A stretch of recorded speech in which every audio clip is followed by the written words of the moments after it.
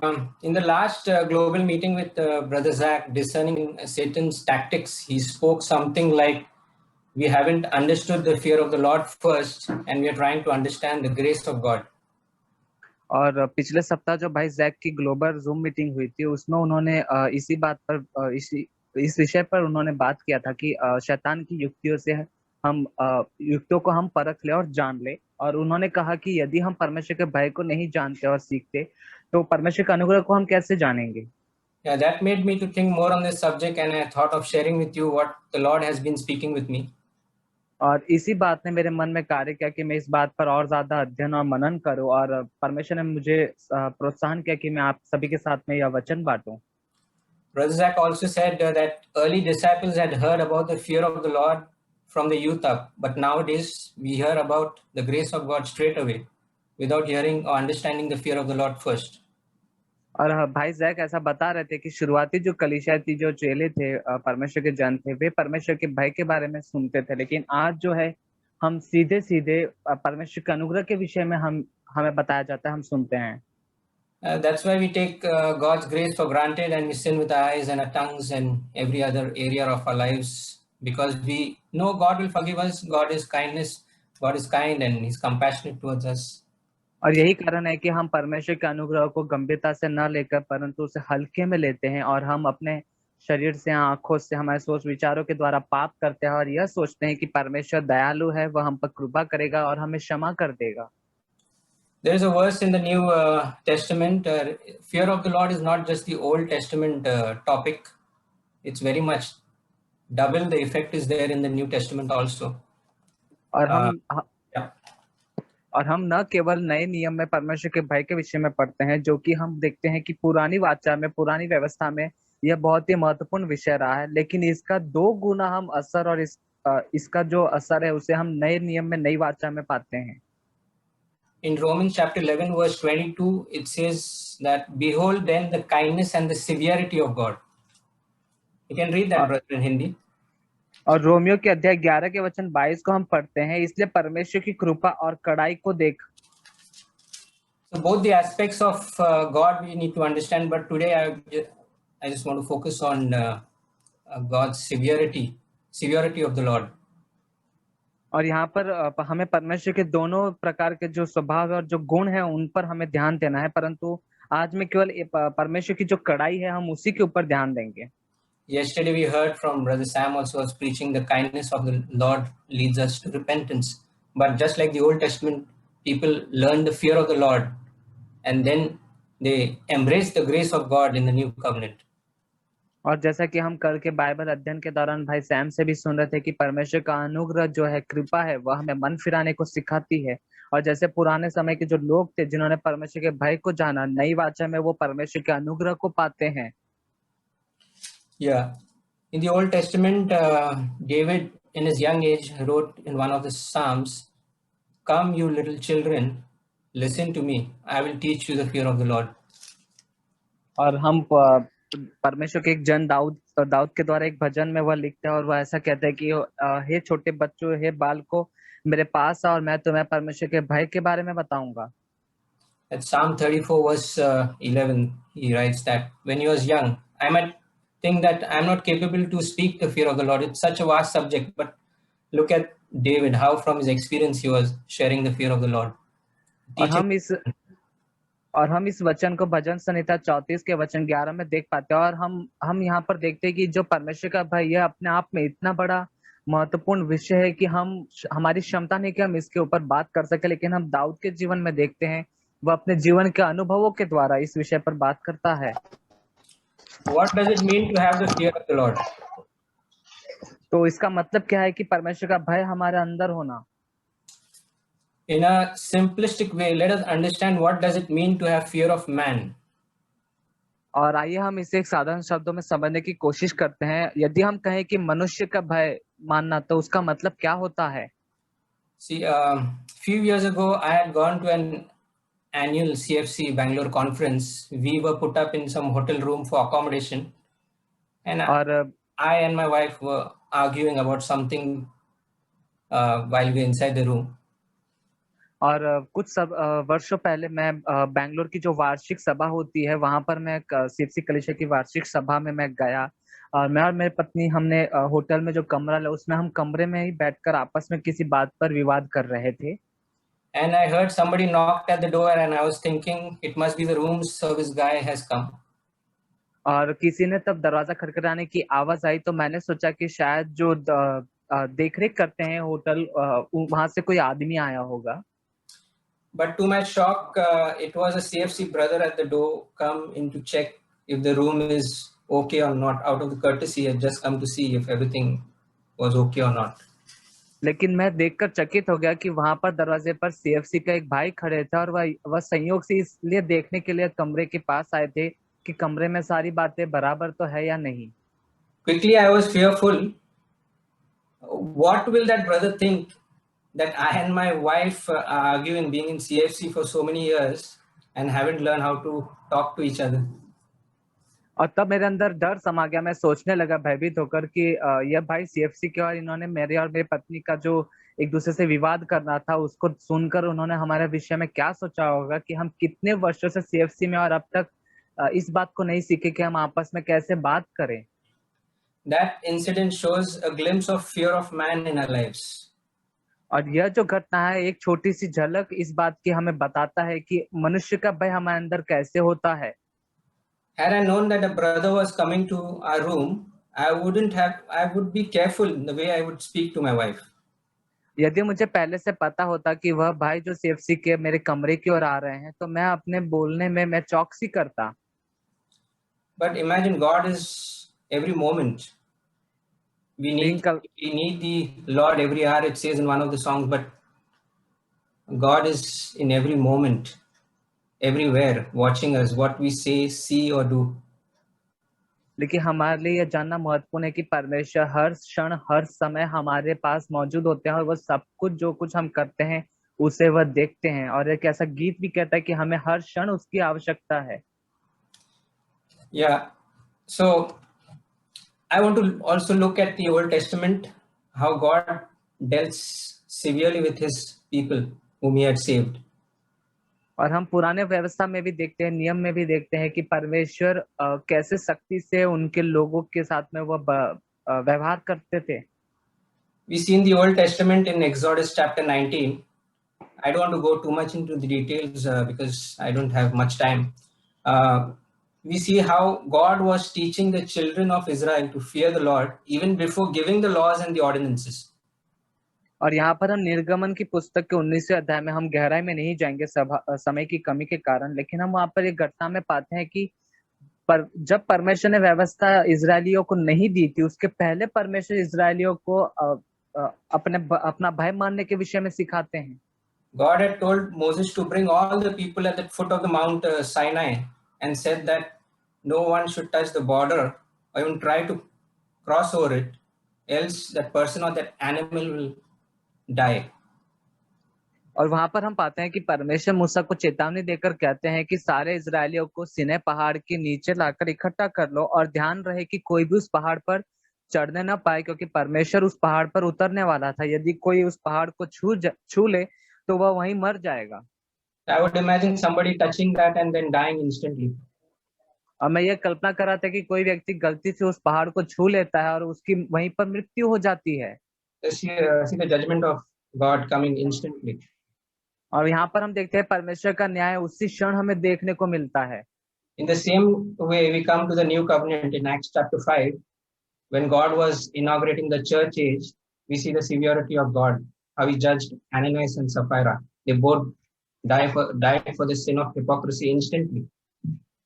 और यही हम नई वाचा में भी पढ़ते हैं, नए नियम में जब हम आते हैं प्रेरितों के कार्य के 5वें अध्याय में, कि वहां पर हन्ना और सफीरा जिन्होंने कपट किया और छल कपट से उन्होंने बर्ताव किया और वहां पर परमेश्वर का न्याय तुरंत हमें देखने को मिलता है। We see instant judgment executed by God for not behaving properly in the church. और हम वहां पर देखते हैं कि कलीसिया में सही रीति से बर्ताव ना करने के कारण परमेश्वर का न्याय तुरंत हमें वहां पर देखने को मिलता है। And also going back to the Old Testament, I was this incident or this law that came to my mind was Deuteronomy chapter 21. It says that God had commanded the parents to bring their undisciplined, rebellious children to open square in front of the elders and stone such children. Look at the severity of God for not keeping the commandments. और यहाँ पर हम पुराने नियम में भी फिर से हम देखते हैं कि व्यवस्था विवरण के 21वें अध्याय को यदि हम ध्यान से अध्ययन करें, वहां पर लिखा है कि ऐसे बच्चे जो बिगड़ चुके हैं और वो मार्ग से भटक चुके हैं, उनके माता पिता उन बच्चों को पकड़कर लेकर आए और पूरी मंडली के सामने और उन पर पथराव करके उनको मार दिया जाए, क्योंकि उन्होंने परमेश्वर की आज्ञा का उल्लंघन किया है। Just imagine how God would severely deal with the rebellious children, that He और यहाँ want to kill them and show और हम an example of fear of the Lord in the midst of His congregation.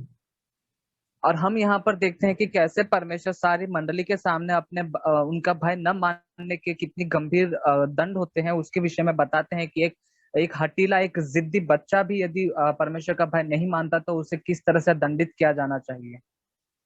The other day I was reading about God's instruction to Moses how to build the tabernacle and the priestly garments. One of the aspect was making the priestly garments for Aaron and his children. और उसके बाद में मैं वचन में पढ़ रहा था कि परमेश्वर कैसे मूसा को निर्देश देते हुए बताते हैं कि उसे किस तरह से परमेश्वर के मंदिर का निर्माण करना है और कौन सी बातें होगी। वहां पर हम एक महत्वपूर्ण बात को पढ़ते हैं कि जो याजक का वस्त्र होगा, जो हारून और उसके पुत्र पहनने वाले होंगे याजक वस्त्र, उसे कैसे बनाना है। That we read in Exodus chapter 28 verse 35. It talks about God told there should be small golden bells on the garments, and as the priest enters the holy place, there should be a sound that should be heard, jingling, jingling, jingling kind of a sound as the priest enters the holy place to worship God, to do his service. If that sound is not heard, that priest will have to die. और यहाँ पर हम पढ़ते हैं निर्गमन के 28वें अध्याय के 35वें वचन में कि हारून के जो वस्त्र होंगे उसके वस्त्र के निचले छोर पर एक छोटी सी घंटी के समान एक बांधा हुआ होगा, और वह घंटी बजनी है जब हारून परमेश्वर के मंदिर में जाएगा अपना सेवा का काम करने के लिए, और जब वह पवित्र स्थान के अंदर प्रवेश करता है वहां पर उसके वस्त्र के छोर से वह घंटी हिलते हुए उसके बजने का शब्द सुनाई देना जरूरी है। यदि सुनाई नहीं दिया तो वहां पर वह हारून मर जाएगा। I could imagine some priests are dying instantly just because they are careless in not making that sound, or the sound of the bells were not coming from their garments.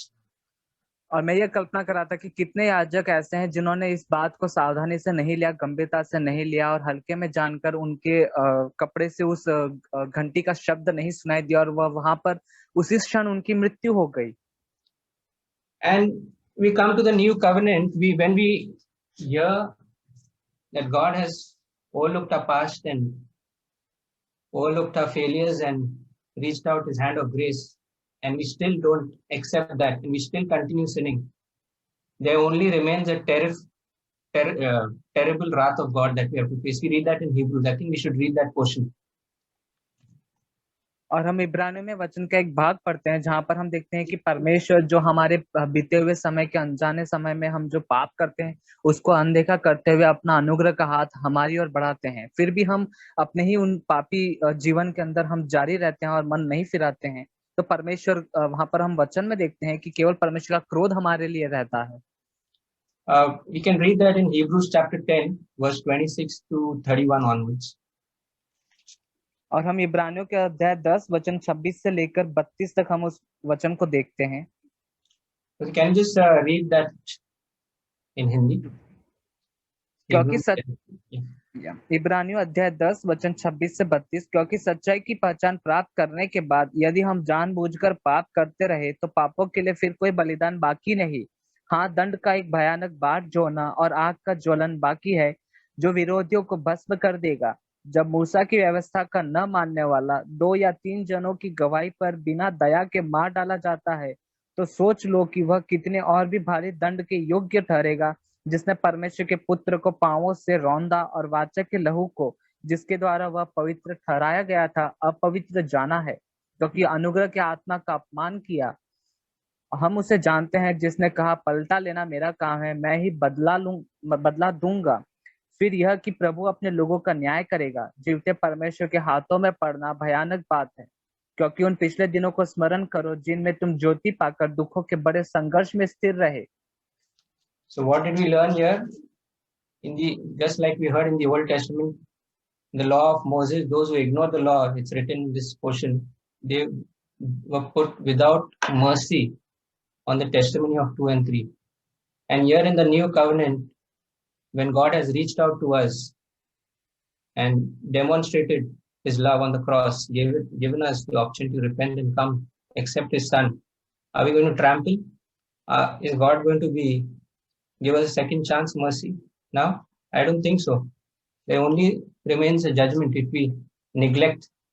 That's why I said that the effect of we need to all the more fear the Lord in the new covenant. And when we hear such things, और हम यहाँ पर वचन में क्या पाते हैं? हम यहाँ पर पढ़ते हैं कि जब मूसा की व्यवस्था का जो उल्लंघन करते हैं, 2 या 3 गवाहों के द्वारा वह बिना किसी दया दिखाए उसे मार डाला जाता था। तो यहाँ पर हम नई वाचा में पढ़ते हैं, जैसे मैंने शुरुआत में भी कहा कि नई वाचा में हमें परमेश्वर का भय और भी ज्यादा मानना है, क्योंकि उसके असर को हम और दुगने रीति से हम देखते हुए पाते हैं कि परमेश्वर ने अपना अनुग्रह का हाथ हमारी ओर बढ़ाया है। परमेश्वर ने यीशु मसीह को हमें बचाने के लिए भेजा, तो क्या हम अब भी हमारे पापों में हम जारी रहें? यदि हम ऐसा करते हैं तो हम यीशु के उस दान को तुच्छ जानते हैं और परमेश्वर का क्रोध हमारे लिए ठहराया गया है।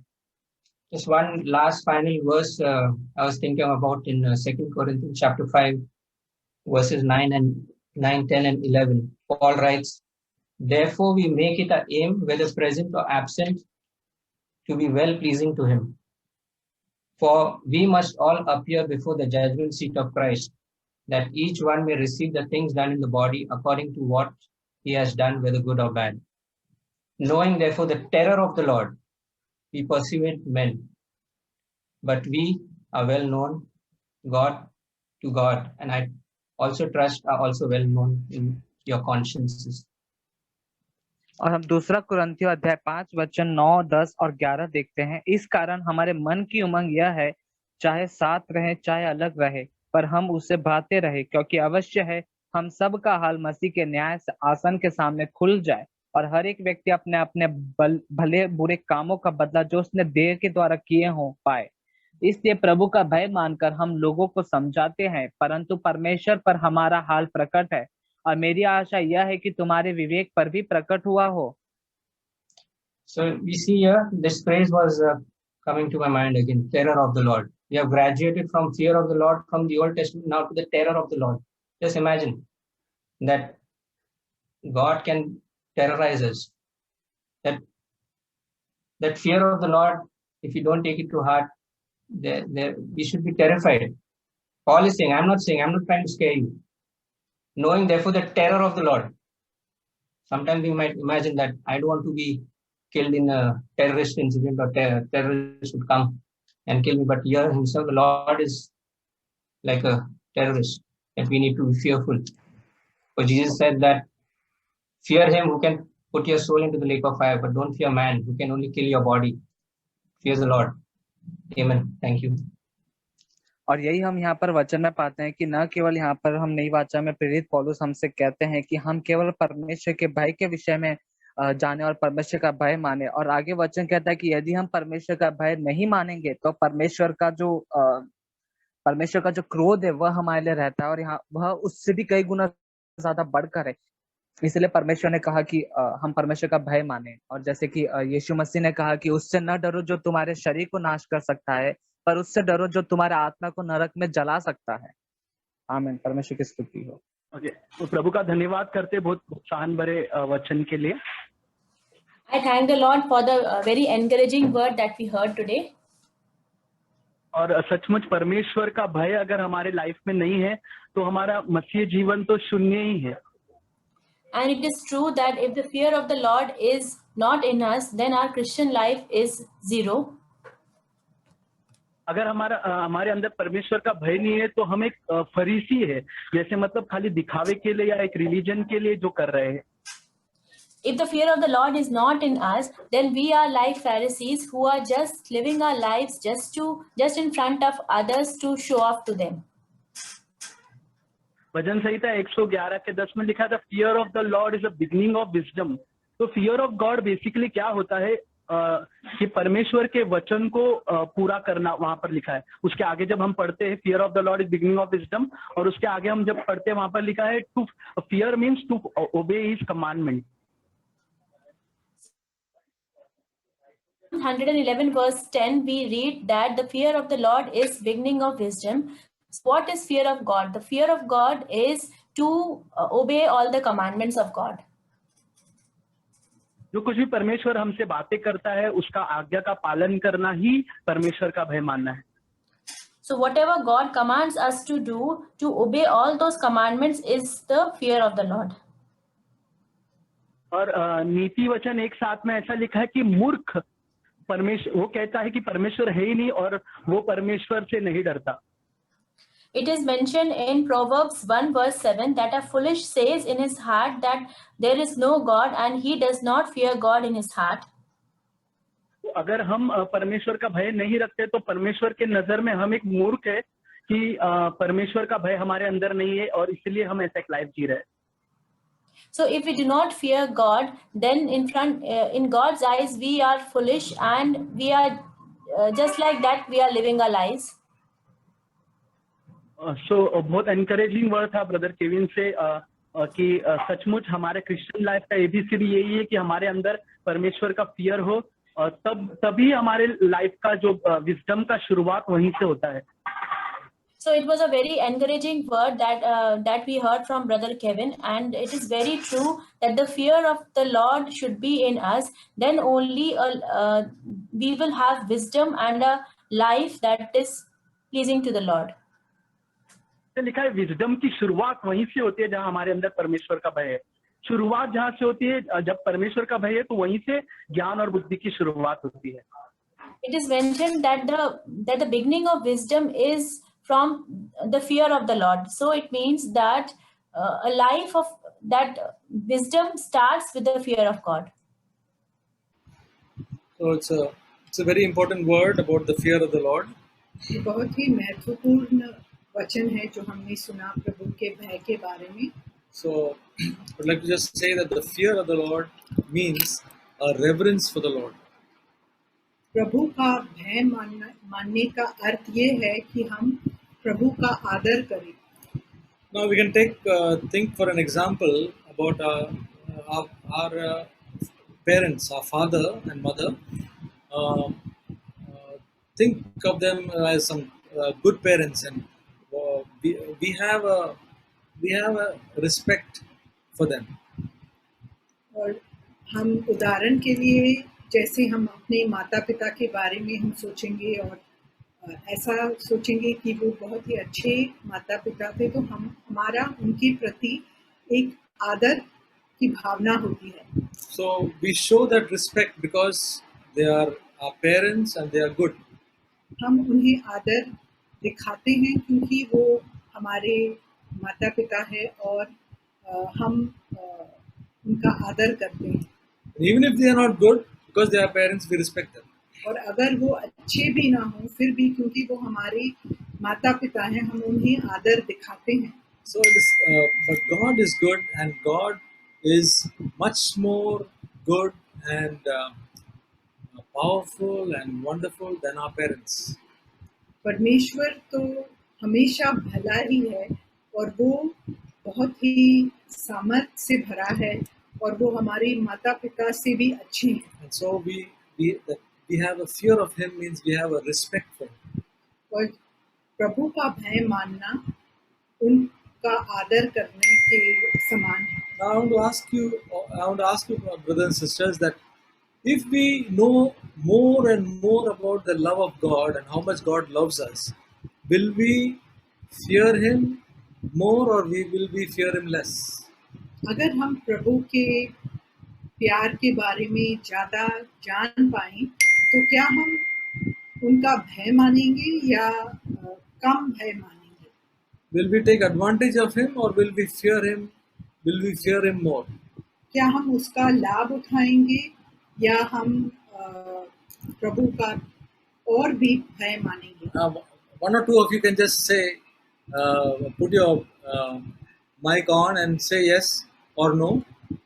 आप में से 2 या 3 अपना माइक खोलकर बता सकते हैं. Quickly, one or two. I don't know who's saying, but anybody can just say. Let it be interactive.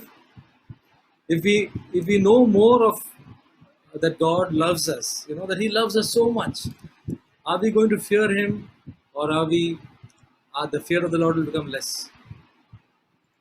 जब हम प्रभु के प्रेम के बारे में जानेंगे तो क्या हम उसका फायदा उठाएंगे या प्रभु को और भी भय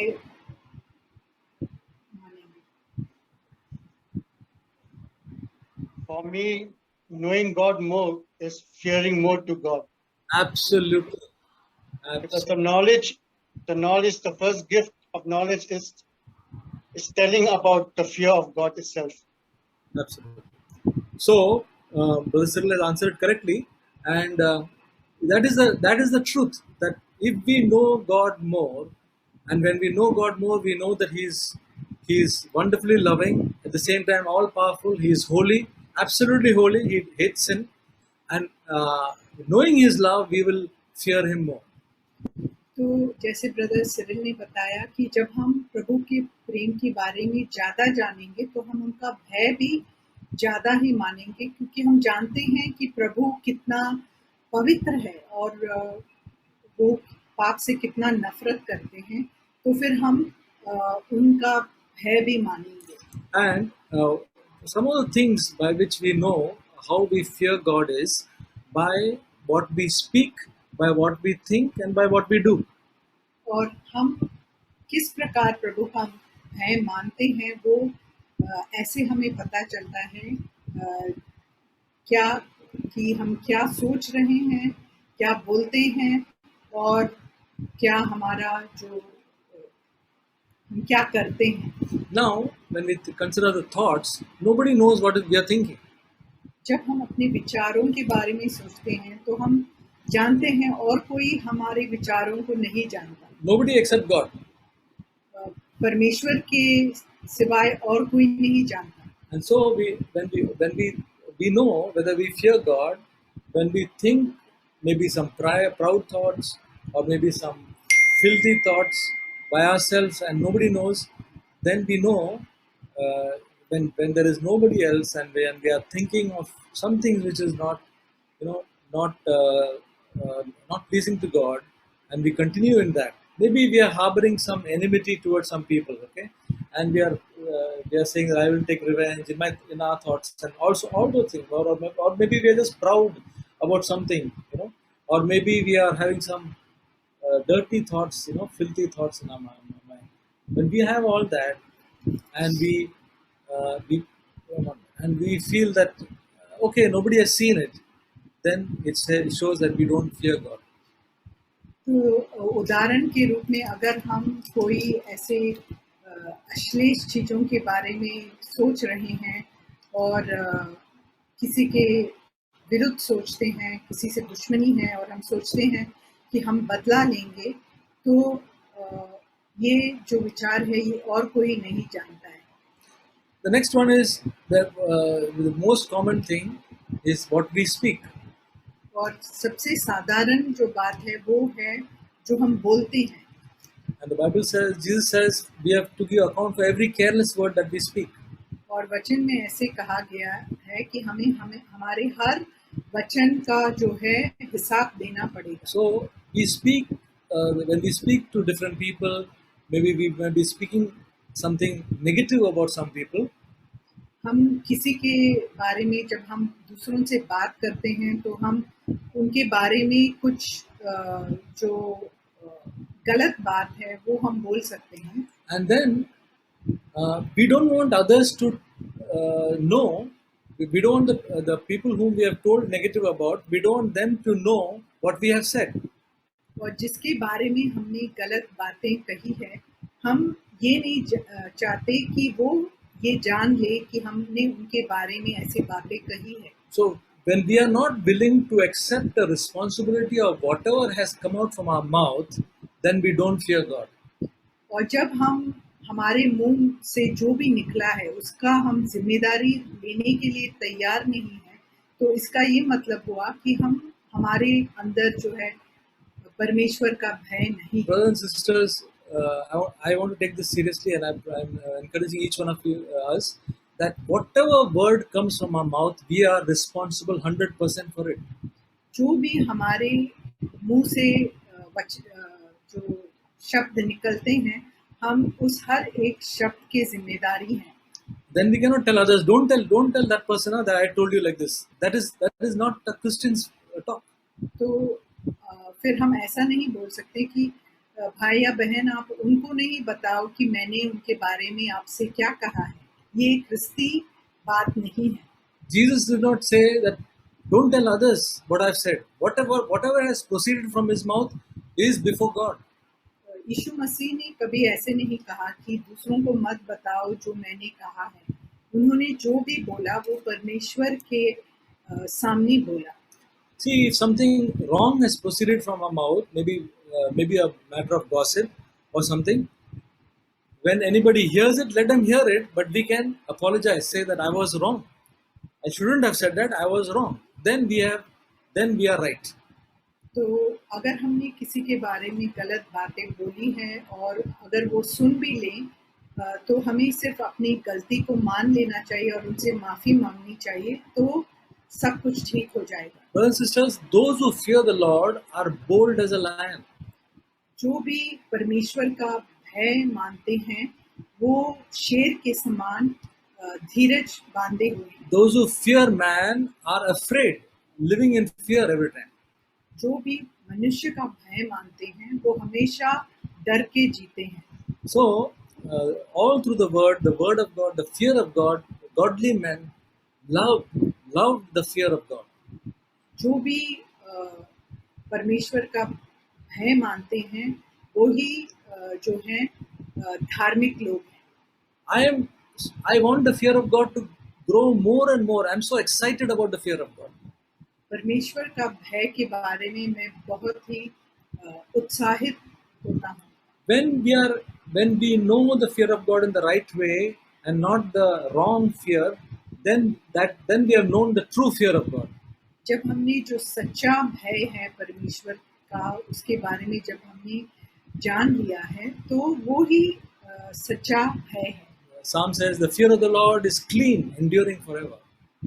वचन में भजन संहिता में ऐसे कहा गया है कि परमेश्वर का भय वो साफ है और वो हमेशा हमेशा के लिए रहेगा।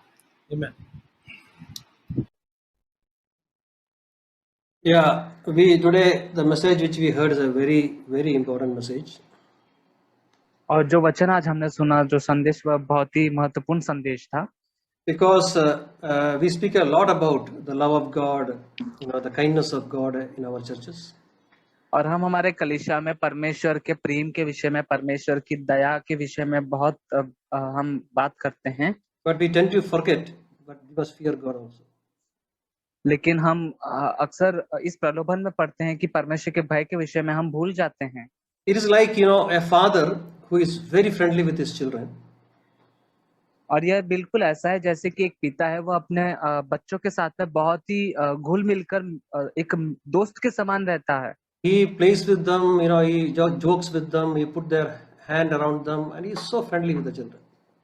और वह अपने बच्चों के साथ में खेलता है, उनके साथ हंसता है और चुटकुले सुनाते हैं, और वो बहुत ही एक मित्र के समान रहता है। But when suddenly the father walks into your room, how the children behave? Do they stand up to respect the father, or they put their leg on the chair and sit as where they were sitting? लेकिन मान लीजिए वे बच्चे कमरे में हैं और जैसे उस कमरे में उनका पिता आ जाता है, प्रवेश करते हैं, तो क्या वे बच्चे अपने पिता की ओर अपना सम्मान दिखाएंगे, या वो अपने कुर्सी पर या बैठकर लंबे पांव करके बैठे ही रहेंगे?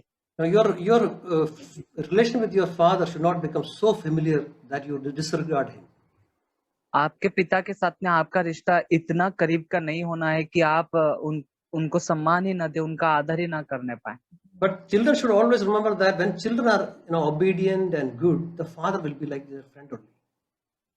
लेकिन जब हम जानते हैं कि ये जो बच्चा है वो अपने पिता के प्रति आज्ञाकारी बना रहता है और पिता उनके प्रति बहुत ही दयालु और बहुत ही मित्र के समान रहते हैं, When they become disobedient, then you will see the other side of the father. Brother can repeat? When you become disobedient, you will see the other side of the father. तब हम परमेश्वर पिता की आज्ञा का उल्लंघन करते हैं और हम पिता का दूसरा रूप भी देखेंगे। Because I've seen the other two sides of my father when I was young. और मैंने अपने पिता के दो रूप को देखा है जब मैं बहुत छोटा था। I remember, some of the harder sides of my father is responsible for what I am today. और मेरे पिता के जो कठोर व्यवहार जो उन्होंने मुझसे किए थे, उन्हीं का वही रहस्य है जिसके कारण मैं आज यहाँ पर हूँ। I am thankful to my father for the hard things he did to me, which was painful those days. और उन दिनों में जो मेरे पिता ने मुझसे कठोरता का व्यवहार किया, जो मेरे लिए बहुत ही दर्द से भरा था, मैं उसके लिए आज धन्यवादी हूँ। That is a real father. That is how God is also. और वही एक सच्चे पिता है और ऐसे ही परमेश्वर भी हमारे पिता हैं। So when you become so familiar with God, then you are so good to God is so good to you. You tend to forget this side of God. और जब हम जानते हैं कि परमेश्वर बहुत ही दयालु है, कृपालु है, बहुत ही प्रेम करते हैं, हम परमेश्वर के इस दूसरे स्वभाव के विषय में भूल जाते हैं। There is a verse in Leviticus 19:32 says, this is why God commanded this to the Israelites, stand up in the presence of an aged, show respect for the elderly, and fear God. लेवीय व्यवस्था उसके 19वें अध्याय के 32वें वचन में हम देखते हैं, पक्के बाल वाले के सामने उठ खड़े होना, बूढ़े का आदर मान करना और अपने परमेश्वर का भय निरंतर मानना। When you fear God, this is how some of your behaviors change. You will become, you respect your father. You fear God. That fear of God will be seen in everywhere, in obedience to the God's commandments in various aspects. और जब हम परमेश्वर के भय को जानेंगे, परमेश्वर का भय वास्तव में हम हमारे जीवन में मानेंगे, तो हमारे जीवन के हर एक बातों में हम उसके आशीष को देख पाएंगे कि हम अपने माता पिता तक का भी आदर करते हैं, परमेश्वर की आज्ञाओं का पालन करेंगे। We read about a man called Job. He was a righteous man. God himself testified about his righteousness. One of the reasons why he was so upright was he was a man blameless and upright, and he feared God. That is Job 1:1. He was a man who really feared God. और हम अय्यूब के विषय में वचन में पढ़ते हैं कि अय्यूब एक ऐसा व्यक्ति था जो कि खरा, सीधा और परमेश्वर का भय मानता था, बुराई से दूर रहता था। And his fear was demonstrated in this, that when his children were having party together, he will think that they are partying, they might have cursed God or they might have done some sin. So in anticipatory, he goes and does a sacrifice for his children. और हम यहाँ पर कैसे अय्यूब परमेश्वर का भय मानता है उसका एक उदाहरण देखते हैं कि जब अय्यूब के सारे बच्चे मिलकर इकट्ठे होकर जश्न मनाते हैं और उनके उस उत्सव के दौरान अय्यूब वहां पर कहता है कि जाने अनजाने में मेरे बच्चों से सोच विचार बोल चाल में कोई पाप हुआ होगा, और वो उनके बच्चों के पापों के लिए वहां पर जाकर परमेश्वर को बलिदान चढ़ाता है। That was the nature of a man who really feared God. और यह स्वभाव एक ऐसे व्यक्ति का है जो वास्तव में परमेश्वर का भय अपने जीवन में मानता है। He was doing an anticipatory sacrifice for his children, thinking that they might have sinned. और वह अपने बच्चों के लिए परमेश्वर के सामने इस भावना के साथ में कि उन्होंने पाप किया होगा, उस भावना से वह उनके लिए बलिदान चढ़ाता है। That is how he becomes so perfect, upright in front of God. और यही परमेश्वर की दृष्टि में अय्यूब को खरा और सीधा बनाता है। That is how the fear of God also will demonstrate in our life also. We'll be so sensitive about doing anything which will offend our God. और यही हमारे साथ में हमारे जीवन में होगा जब हम वास्तव में परमेश्वर का भय मानेंगे, हम पाप के प्रति इतने जागरूक होंगे कि हम हर एक बातों के लिए परमेश्वर के सम्मुख पश्चाताप करेंगे। So I was trying to understand the fear of God this way, that sometimes the doctors give us some bitter medicine which is very difficult to eat. और मैं परमेश्वर के भय को इस रीति से कभी-कभी लेता हूँ, समझता हूँ कि जैसे डॉक्टर हमें कभी-कभी बहुत ही कड़वी दवाई खाने के लिए देते हैं और बहुत ही कठिनाई से हम उसे ले पाते हैं। But it is very important that you should have it for your sickness to be healed. लेकिन यदि आप ठीक होना चाहते हैं, आपकी बीमारी ठीक होना है, तो आपके लिए वह दवा लेना बहुत ही जरूरी है। So doctor says when you go home you can put some sugar and eat it. और जब आप घर जाते हैं तो जो डॉक्टर है वो आपसे कहता है कि आप उसमें थोड़ी सी शक्कर मिला सकते हैं और उसके बाद में उसे आप ले सकते हैं। So when you go home, you find no sugar. So what is the option? What do? You don't eat the medicine? और जब आप घर जाते हैं और आपको पता चलता है कि आप शक्कर घर पर नहीं है तो आप क्या करेंगे? आप क्या दवाई नहीं लेंगे? Will it be an excuse for you to not to eat the medicine because there is no sugar at home? क्या आपके पास शक्कर न होने का केवल एक बहाना रहेगा कि शक्कर नहीं है इसलिए मैं दवाई नहीं लूंगा? Whether sugar is not there or not, the medicine has to be taken. Sugar is only to alleviate, reduce the bitterness of the medicine. चाहे शक्कर हो या ना हो परंतु दवाई आपके लिए लेना महत्वपूर्ण है, चाहे कैसे भी। और शक्कर इसलिए हम साथ में लेते हैं कि जो कड़वापन है दवाई का वह कम हो जाता है। The fear of God is like that. Fear of God is non-negotiable. परमेश्वर का भय भी बिल्कुल ऐसा ही है। यदि हम परमेश्वर का भय में हम मोल भाव नहीं कर सकते। When you see the love of God, the kindness of God, the mercy of God, don't take it for granted and stop revering God. यदि आप परमेश्वर के प्रेम को अनुभव किए हैं, उसके दया और उसके कृपा का आपने स्वाद चखा है, तो आप परमेश्वर के भय को हल्के में ना लें। That is why God is reminding us in the church this important thing about the fear of God. इसलिए परमेश्वर हमें कलीसिया में इस संदेश के द्वारा बार-बार चेतावनी देता है कि हम परमेश्वर का भय माने। Amen. Interesting to hear from Kevin that if we don't have fear of God, we'll have to face the terror of God. और भाई केविन से हमने सुना बहुत ही उत्साहित करने वाली बात है कि यदि हम परमेश्वर का भय नहीं मानेंगे तो परमेश्वर का प्रकोप जो क्रोध है वो हमारे लिए है। So some people are analyzing that the current pandemic is actually a wrath of God. और आज के इस मरी के समय में कई लोगों को इस बात का एहसास हो रहा है कि यह परमेश्वर का प्रकोप भड़का है। So we know God is full of grace and truth. लेकिन हम सभी जानते हैं कि परमेश्वर पूरी तरह से अनुग्रह और सच्चाई से भरे हुए हैं। But if we only think God is love, God is gracious, there is a tendency to become lenient. Lenient. Yeah. और जैसे कि हम सभी जानते हैं कि जब हम परमेश्वर के स्वभाव को जानते हैं कि वह दयालु और कृपालु है तो हम उसे हल्के में लेते हैं। So some kind of careless attitude will come into us. और एक लापरवाही का स्वभाव हमारे अंदर आ जाता है। And that's what we see throughout the history of Israel. और इसी स्वभाव को हम पूरे उस इजरायलियों के इतिहास के दौरान में हम पाते हैं। Now, if you look at the book of Judges, several times, when God punished them, they turned towards God. और हम न्यायों की पुस्तक में इस घटना को पाते हैं कि जब परमेश्वर उनके लोगों को दंडित करते हैं तब वे परमेश्वर की ओर फिरते हैं। So they would stay with God for a few years, and then again they get distracted and they started worshipping idols, and then again face up the wrath of God. लेकिन कुछ वर्षों के बाद वो फिर से परमेश्वर से मुड़ जाते हैं और वो फिर से अन्य देवताओं की आराधना करने लगते हैं, मूर्ति पूजा करते हैं और फिर से परमेश्वर उनको दंड देते हैं, फिर वो परमेश्वर की ओर फिरते हैं। So that is such kind of fear is good, but that's not the best kind of fear. इस तरह का परमेश्वर का भय मानना वह ठीक है लेकिन वह उत्तम बात नहीं है।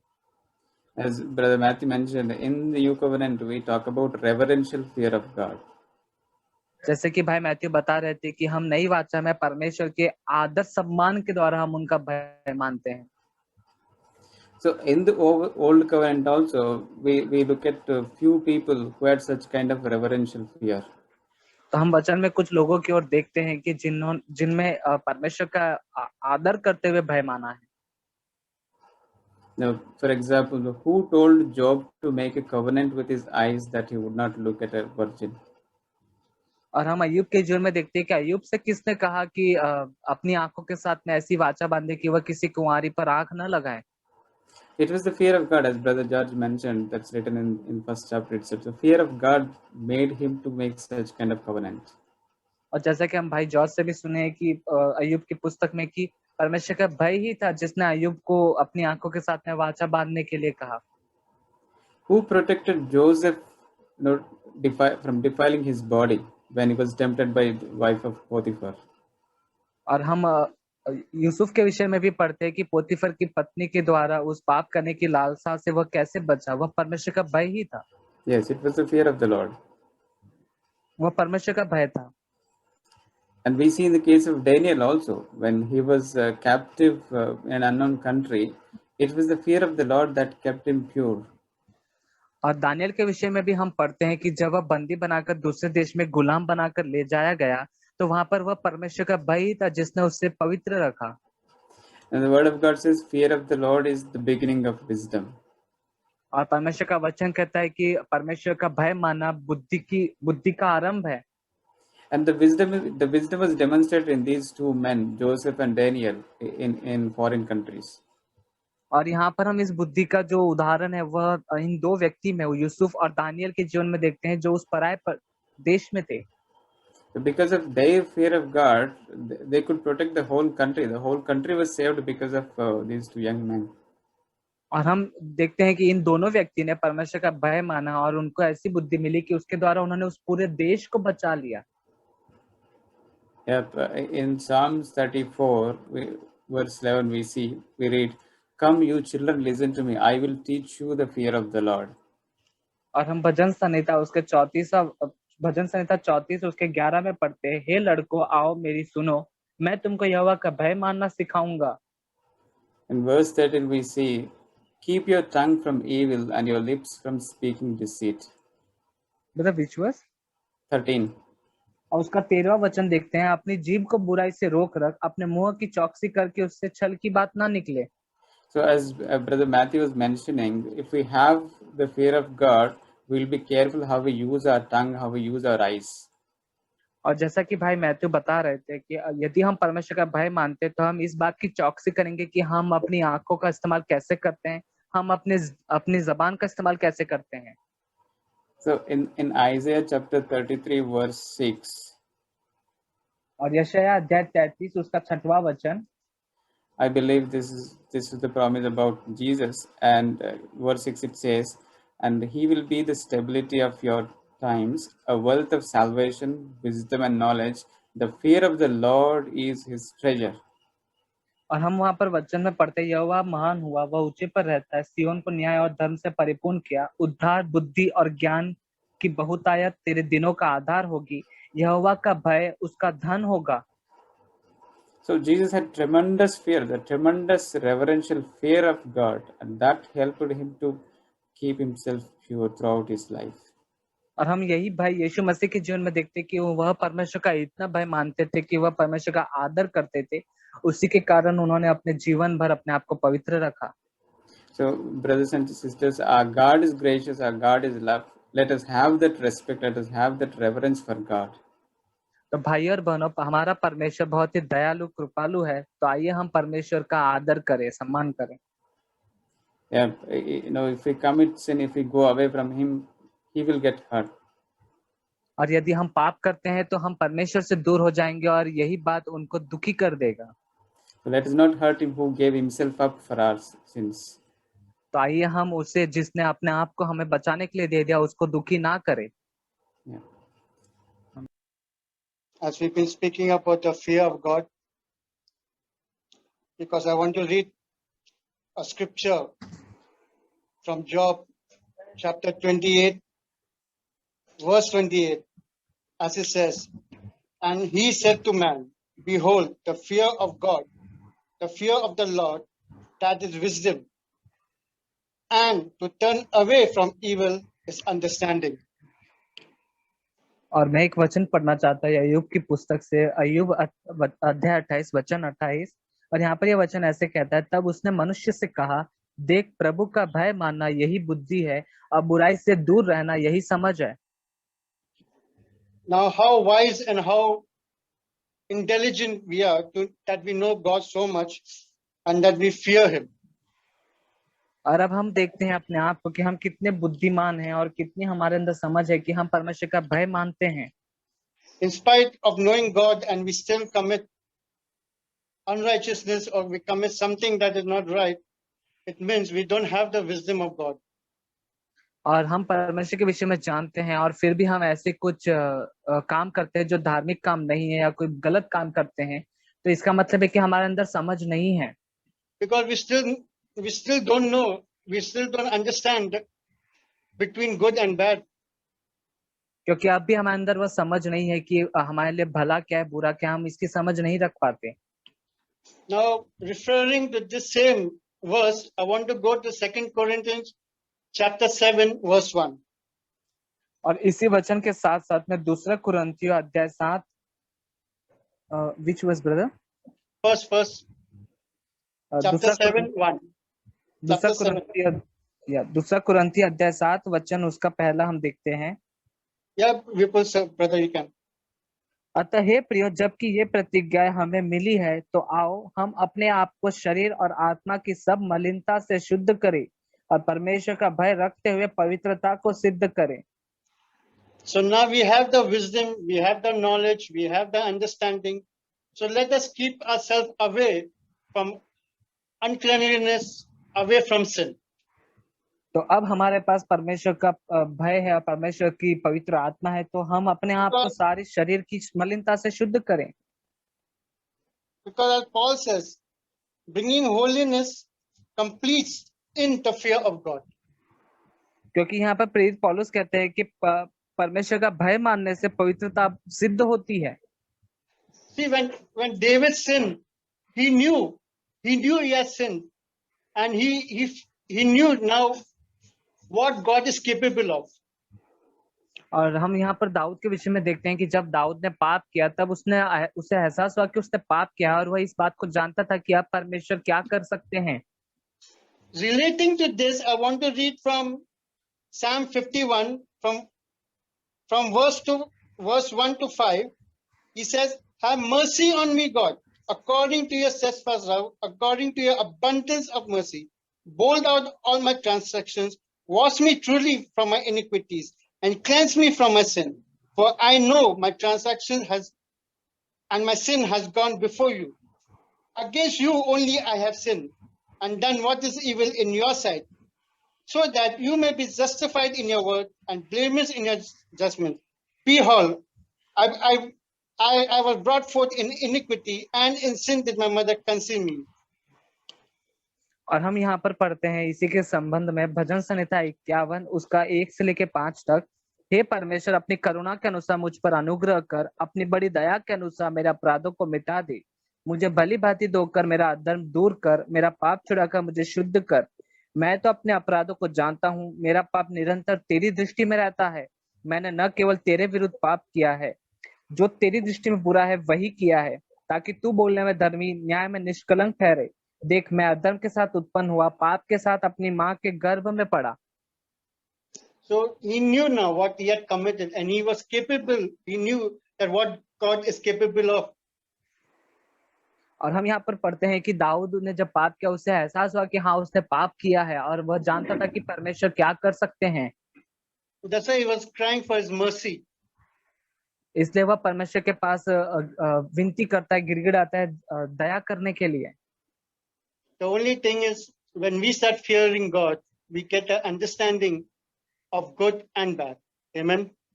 और मैं यही कहना चाहता हूँ कि जब हम परमेश्वर का भय मानेंगे, तो हम परमेश्वर हमें समझ मिलेगी, हम जान पाएंगे भला बुरा क्या है। आमीन। भाई केविन ने परमेश्वर की बाई के बारे में बहुत अच्छी तरह से हमें सुनाया। Brother Kevin has told us very nicely regarding the fear of God. यानी परमेश्वर का बाई का असली अर्थ प्रोवेब्स चैप्टर 1:7 में लिखा है। The true meaning of the fear of God is mentioned in Proverbs chapter 1. वहां पर लिखा है कि परमेश्वर का बाई का मतलब है बुद्धि का आरंभ है। It is mentioned there that the fear of the Lord is the beginning of wisdom. यानी परमेश्वर के प्रति एक आदरणीय प्रेम या परमेश्वर के प्रति एक भक्तिपूर्वक प्रेम, ये सारा चीज जो है ये बुद्धि का आरंभ की तरह है। So to love God in reverence and to love God in all our spiritual way is the beginning of wisdom. Correct? हो सकता है कि आपके पास एक अच्छा पीएचडी का डिग्री हो सकता है, नहीं तो आप एक साइंटिस्ट भी हो सकता है। इसका मतलब ये नहीं है कि आपके पास परमेश्वर का भय है। You may be having a PhD degree or you may be a very good scientist, but this does not mean that you have the fear of the Lord also. हो सकता है कि आपके पास बाइबल से उत्पत्ति से लेकर प्रकटीकरण तक पूरी वचन का जानकारी है, इसका मतलब ये नहीं कि आपके पास परमेश्वर का भय है। And it may also be possible that you have all the knowledge regarding Bible from Genesis till Revelation, but it does not mean that you have the fear of Lord within you. पर और एक अर्थ लिखा है कि परमेश्वर के भय के बारे में, परमेश्वर का भय का मतलब है बुराई से हट जाना।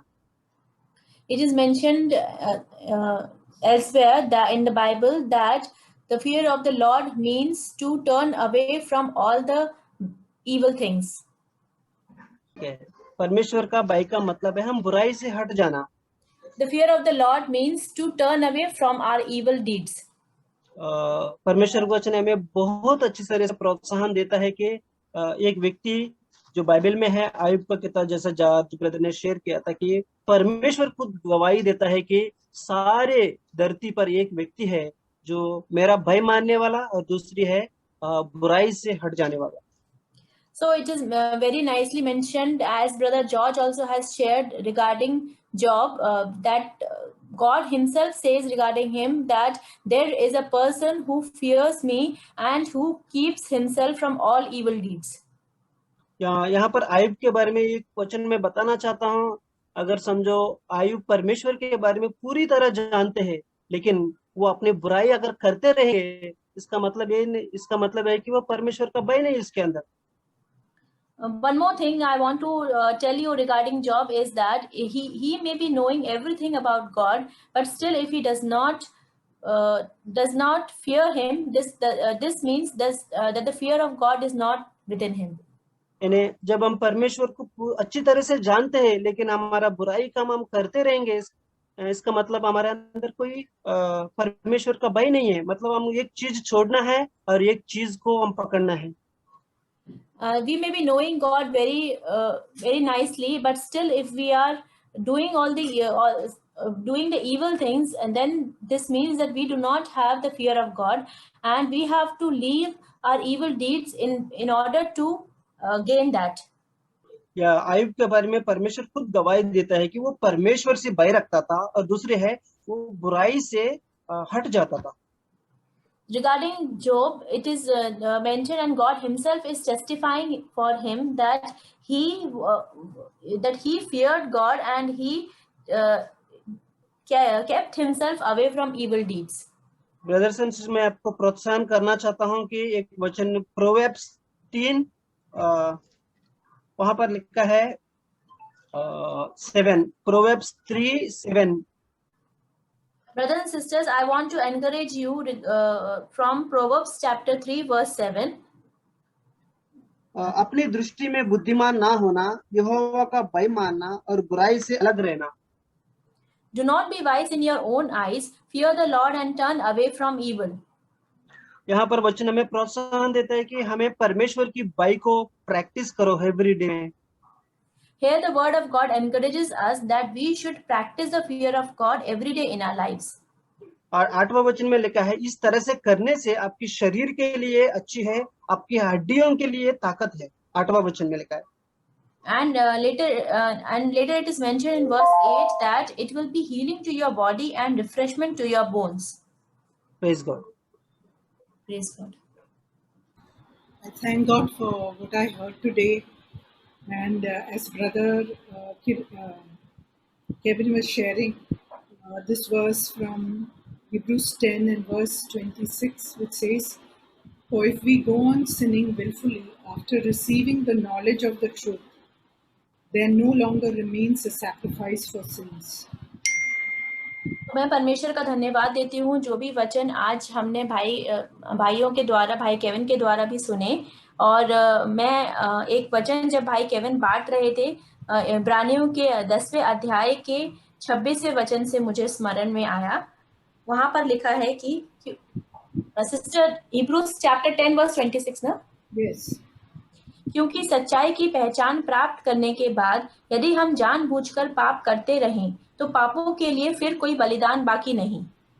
So here it's talking about receiving the knowledge of the truth. तो यहाँ पर जो बात कही गई है वह कही गई है सच्चाई के विषय में जानकारी रखने के विषय में. And I was reminded of this verse from 1 Timothy chapter 2, where it is said that in verse 4, 1 Timothy chapter 2 and verse 4, it says, who desires all men to be saved and to come to the knowledge of the truth. और मुझे एक और वचन जो स्मरण आता है पहले तिमोथियुस के 2 अध्याय के 4 वचन में से, वह यह चाहता है कि सब मनुष्यों का उद्धार हो और वे सत्य को भली भांति पहचान लें. Yeah, so if we have come to the knowledge of the truth and still we are continuing in our sins, it says that, that there is no longer a sacrifice for sins. तो अगर हम सच्चाई के बारे में जानते हैं और फिर भी हम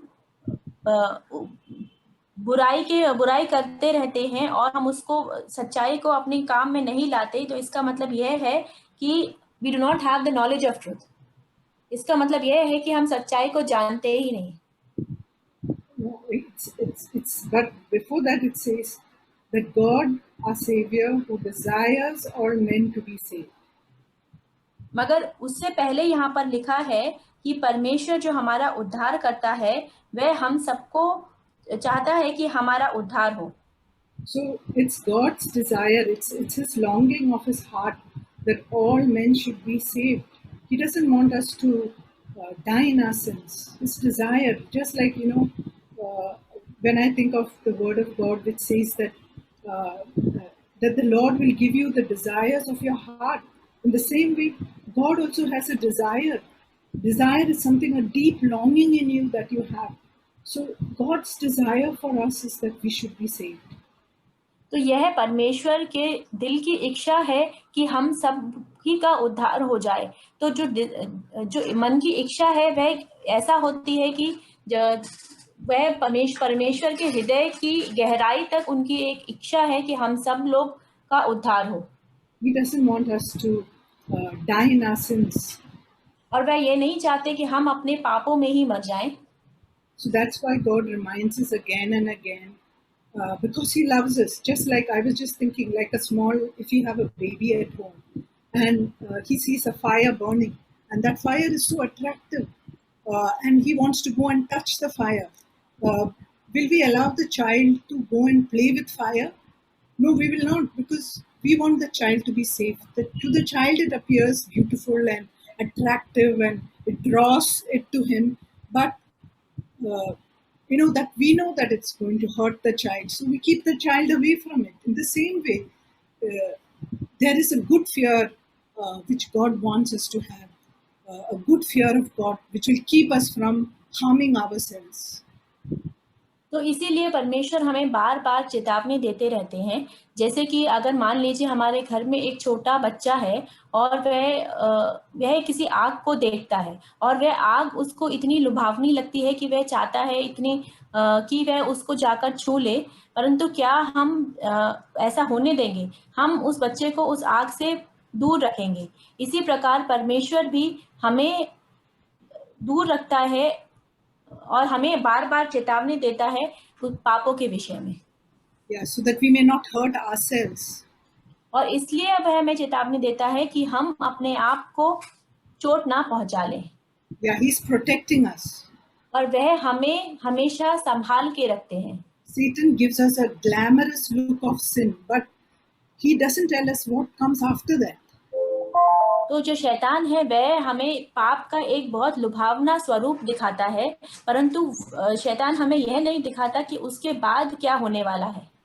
I was reminded of this verse from Psalm 25 and verse 12 and 14. A beautiful verse. It says, "Who is the man who fears the Lord? He will instruct him in the way he should choose. The secret of the Lord is for those who fear him, and he will make them know his covenant." तो मुझे एक बहुत ही सुंदर वचन जो भजन संहिता 25 के 12 से 14 में है वह स्मरण आता है. वहां पर ऐसा लिखा है, वह कौन है जो यहोवा का भय मानता है? यहोवा उसको उसी मार्ग पर जिससे वह प्रसन्न होता है चलाएगा. वह कुशल से टिका रहेगा और उसका वंश पृथ्वी पर अधिकारी होगा। यहोवा के भेद को वही जानते हैं जो उससे डरते हैं, और वह अपनी वाचा उन पर प्रकट करेगा। Yeah, it's such a great privilege to fear the Lord, because it says the secret of the Lord is for those who fear Him. He reveals the secrets of His heart to us. Just think that God, who has created the whole universe, is so great and mighty and wonderful. Beyond our understanding, He's going to reveal His secrets to us. Who are we that we should reveal the secrets of His heart to us? तो परमेश्वर का भय मानना एक हमारे लिए बहुत ही अच्छी बात है, और हमारे लिए इतना अच्छा है कि हम जानते हैं परमेश्वर के भय के विषय में। जो जरा आप सोच के देखिए कि परमेश्वर जिसने इतनी सृष्टि की इतनी सारी रचनाओं को, पूरी सृष्टि को जिसने रचा है, इतनी सुंदरता से रचा है, और जैसे कि परमेश्वर का वचन कहता है कि वह अपनी जो रहस्यमयी बातें हैं वह परमेश्वर उन पर प्रकट करता है जो उसका भय मानते हैं। तो आप जरा सोच के देखिए कि ऐसा सृष्टि का रचने वाला परमेश्वर हम जैसे तुच्छ प्राणियों के ऊपर भी अपने सारे रहस्यमयी बातों को प्रकट करता है। तो यह हमारे लिए बहुत ही अच्छी बात है। Yeah, so let's have that reverential fear in our hearts. That, I was just thinking how I fear my dad, but I also respect him, because there's something it's deep inside you, which causes us to respect and love. That sort of fear we should have for God. तो आइए हम परमेश्वर की ओर एक आदरमय भक्ति वाला डर उनके प्रति रखें, जैसे कि हम अपने पिता से रखते हैं, जैसे मैं अपने पिता से रखती हूँ, लेकिन मेरे हृदय में उनके लिए प्रेम है परंतु एक डर भी है। वैसा ही प्रेम हमें परमेश्वर के प्रति होना चाहिए। Today's Bible memory verse and today's the Bible message which was shared by Brother Kevin is very apt. It's very, very thoughtful, and it's very, very thoughtful, and it's very good to study on this and meditate on this subject today, And I like the way today the Bible verse came today. Really, it's and the message of it came. It was really a blessing for me. Thank you so much for that. Praise the Lord. मैं परमेश्वर का धन्यवाद करता हूँ आज के इस वचन के लिए। आज का जो हम बड़ों के लिए जो स्मरण करने वाला वचन था, और जो वचन आज का संदेश भाई केविन ने हमारे साथ में बांटा, ये दोनों वचन एक साथ में एक साथ चल रहे हैं, और परमेश्वर हमसे जोर देकर इस विषय पर बातचीत किया है। और परमेश्वर का धन्यवाद करता हूँ इस अद्भुत वचन के लिए, और भाई का भी धन्यवाद करता हूँ। प्रभु अब हम सभी को आशीषित करें। धन्यवाद। To read one verse from Exodus 20. This is just after God had given the 10 commandments to Moses, and then when God spoke to Moses, and then there was in verse 18 we see the thunderings and lightning flashes and sound of trumpet, and the mountain was smoking. And when the people saw it, they trembled and stood afar off. And they told Moses that you speak and we will hear, we will not go near, because Sister, when they saw translation. God and Let there be translation. Sorry. Sister, which verse it was? Exodus 20 verse 18. और हम निर्गमन की पुस्तक के 20वें अध्याय के 18वें वचन से आगे की ओर जब हम पढ़ते हैं, वहां पर लिखा है कि परमेश्वर जब इस्राएलियों के सम्मुख दर्शन देते हैं और मूसा को प्रतिज्ञा देने के लिए बुलाते हैं, वहां पर हम देखते हैं कि वहां पर बिजली गरजती है, गर्जन होते हैं और नरसिंगी का शब्द होता है, धुआं उठता है। तो लोग मूसा से कहते हैं कि हम निकट नहीं जाएंगे, परंतु वो दूर खड़े होकर कहते हैं कि मूसा तू ही हमसे बातें किया कर। Then in verse 20, Moses actually says, "Do not be afraid, for God has come to test you, that His fear may be before you, so that you may not." It is This verse is almost similar to the verse which Brother Joseph read from Proverbs 3. When we have God's fear, that is what will keep us from sinning. और यहाँ पर हम उसके 20वें वचन में आगे मूसा को पढ़ते हैं। मूसा ने लोगों से कहा, डरो मत, क्योंकि परमेश्वर इसलिए आया है कि तुम्हारी परीक्षा करे और उसका भय तुम्हारे मन में बना रहे कि तुम पाप न करो। और यही वह वचन है जो भाई जोसेफ ने हमारे साथ में बांटा, नीति वचन अध्याय 3 का, कि जब परमेश्वर का भय हम मानते हैं तो वह हमें पाप से दूर रहने में सहायता करता है। So many times we may in our own minds we may misunderstand or misinterpret as something different from what God means it to be. और कई बार ऐसा होता है कि हम परमेश्वर के भय को लेकर हम उसका गलत अर्थ निकाल कर उससे समझते हैं और नहीं चाहता कि परमेश्वर नहीं चाहता कि हम गलत रीति से उसका अर्थ जाने। And here Moses is telling that God himself will teach us to fear him, and that will help us to keep us from sinning. Thank you. और यहाँ पर मूसा कहता है लोगों से कि परमेश्वर स्वयं तुम्हारी सहायता करेगा और तुम्हें सिखाएगा उसका भय कैसे मानना है, और यही बात तुम्हें पाप करने से दूर रखेगी। धन्यवाद।